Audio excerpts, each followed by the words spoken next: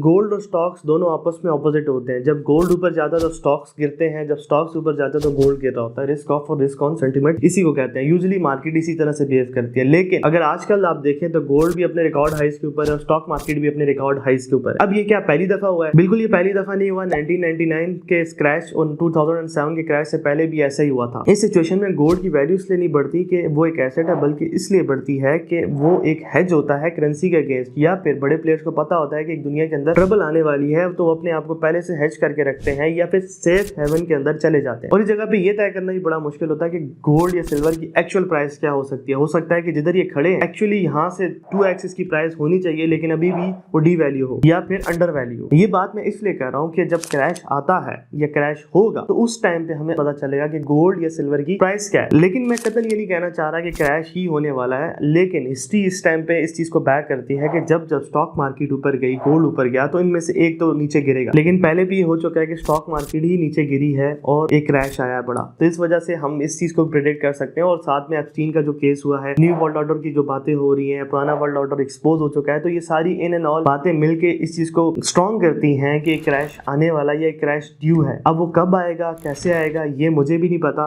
और ना किसी और को पता है, बट आना जरूर है।